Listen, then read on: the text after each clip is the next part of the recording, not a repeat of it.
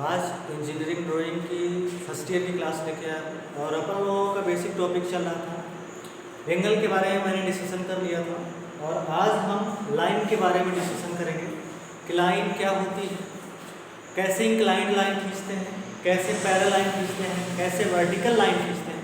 तो आज हम लाइन के बारे में देखते हैं। लाइन क्या होता है इसके बारे में देखेंगे।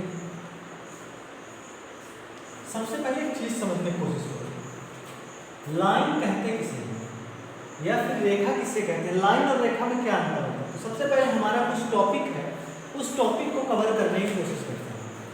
अगर हम कहें कि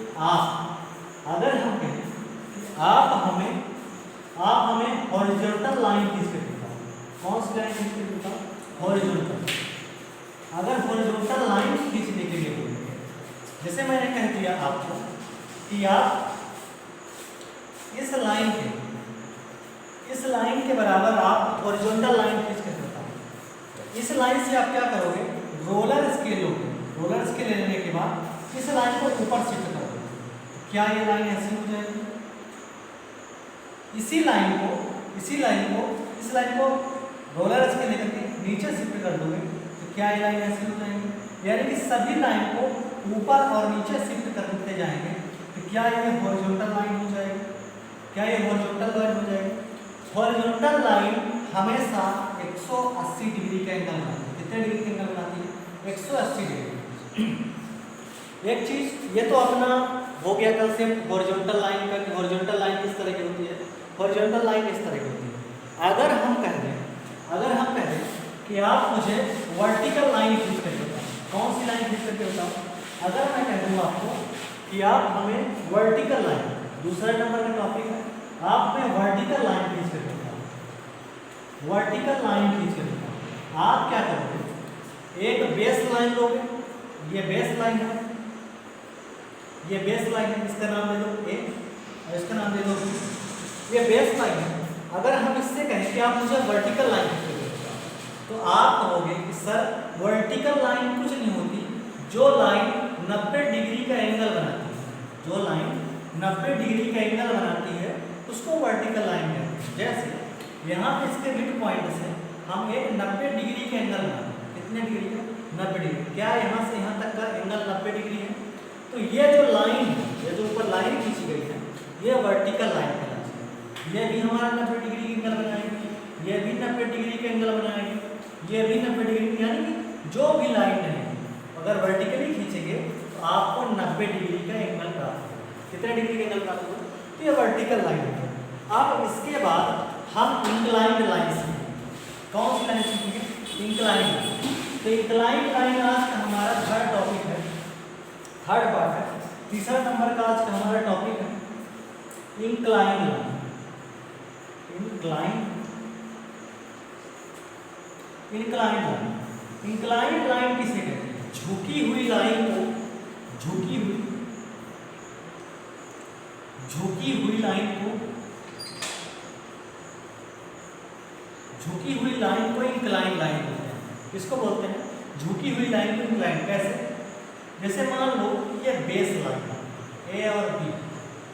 अगर मैं कहूँ दोस्त आप इस वाले बेस लाइन से आप मुझे इंक्लाइंड लाइन खींच के बताओ, तो आप क्या करोगे? कोई भी तिरछी लाइन खींच दोगे, वो सब लाइन इंक्लाइंड लाइन ही कहलाती है। अच्छा, एक चीज और समझने की कोशिश करो। इंक्लाइंड लाइन 0 से बड़ा, याद रखना, इंक्लाइंड लाइन 0 से बड़ा और 90 से छोटा होता है। नहीं समझ रहे? मुद्दे की बात ये है। तो ये हमारा हमेशा इंक्लाइंड लाइन जो होता है, अपन बेसिकली इंजीनियरिंग में 45 डिग्री का जहाँ तक रहता है, 45 या 30 डिग्री का इंक्लाइंड लाइन हमेशा कहते हैं। चाहे हम बात कर लें स्केल की, चाहे डायगोनल स्केल की, तो ये अपना कंसेप्ट रहता है। अगर हम कह दें कि आप मुझे इंक्लाइंड लाइन खींच करके बताओ, इंक्लाइंड लाइन क्या करोगे? एक बेस लाइन लोगे और बेस लाइन में 45 डिग्री या 30 डिग्री का एंगल बना दोगे, कह दोगे कि सर ये हमारा इंक्लाइंड लाइन। तो ये अपना छोटा सा कंसेप्ट है कि 45 डिग्री या 30 डिग्री का एंगल बना देंगे, वो इंक्लाइंड लाइन है। इंक्लाइंड लाइन हमेशा लाइन होती है। इंक्लाइंड लाइन को क्या बोलते हैं? तिर्यक लाइन। तिर्यक लाइन, ये अपना कंसेप्ट है। तो यहाँ तक आज हमने सीखा और आज हम बहुत ही इंपॉर्टेंट पार्ट लेकर के आए, समझने की कोशिश करना। इंजीनियरिंग ड्राइंग का बहुत ही बेसिक चैप्टर है। इंजीनियरिंग ड्राइंग का बहुत ही बेसिक चैप्टर है। चैप्टर ये है कि लाइन को डिवाइड करना।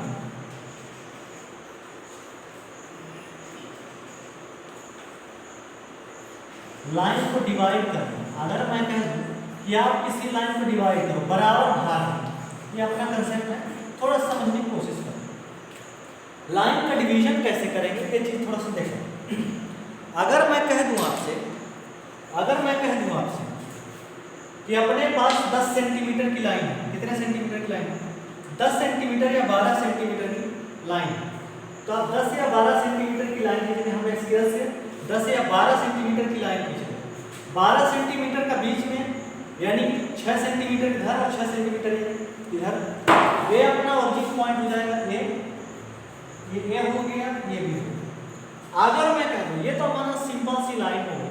अगर मैं कह दूं कि दोस्त ये तो अपना मेजर एक्सिस है, अब माइनर एक्सिस बनाना पड़ेगा, तो एक चीज समझते हैं। अगर मैं कह दूं इस लाइन को आप बीच से काटो, कोई भी एंगल लेकर, तो सबसे पहले आप क्या करोगे? ए और ओ, क्या बोला? ए और ओ के बीच की दूरी,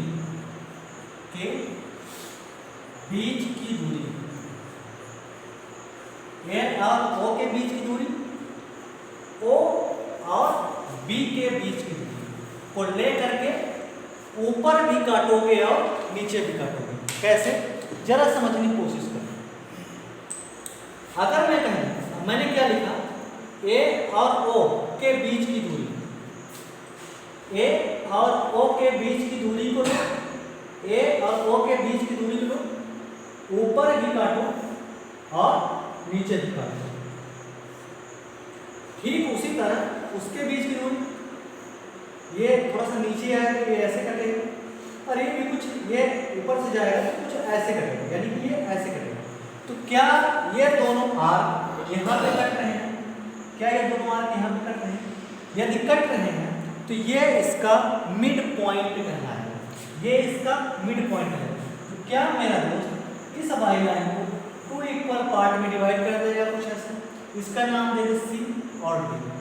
ये तो अपना बेसिक चीज हो गया कि लाइन को हम डिवाइड किए 2 इक्वल पार्ट में।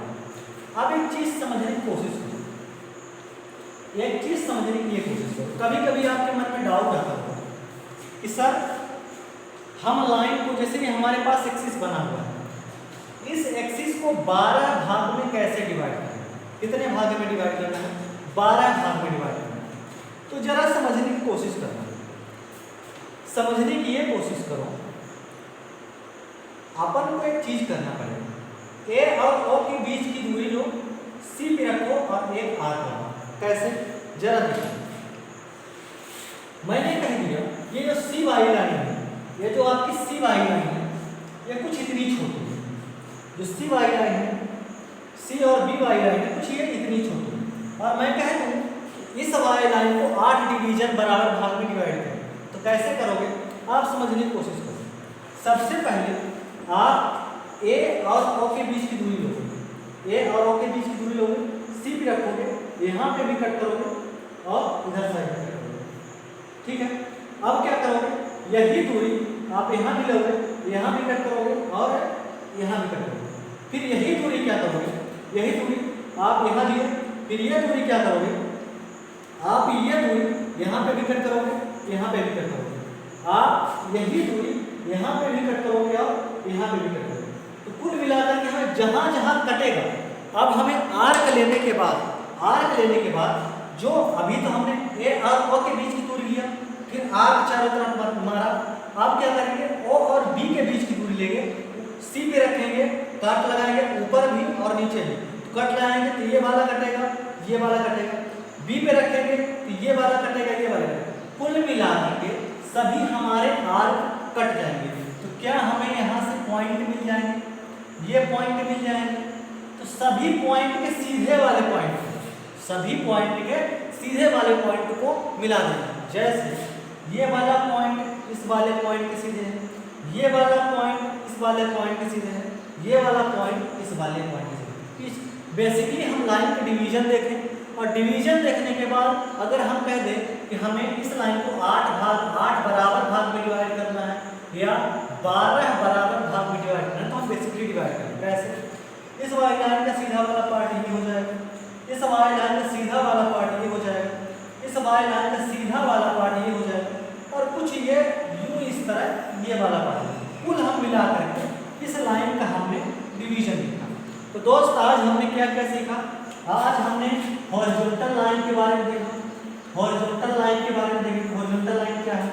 इसके बाद पैरेलल लाइन के बारे में देखा, पैरेलल लाइन के बारे में देखा। इसके बाद परपेंडिकुलर, इसके बाद परपेंडिकुलर लाइन के बारे में देखा। फिर इसके बाद हम लाइन को 8 या 12 बराबर भाग में डिवाइड करने की भी कोशिश की। तो आज का हमारा टॉपिक यहाँ से खत्म हुआ। लाइन डिवीजन करना, कितने पार्ट में डिवाइड करने, ये सब चीज़ें हमारा खत्म हो गया। दोस्त आप चैनल को लाइक करो, वीडियो को शेयर करो जितना हो सके, और आप व्यूज बढ़ाओ और मेहनत करते रहो, आपका पेपर बहुत नज़दीक है। धन्यवाद।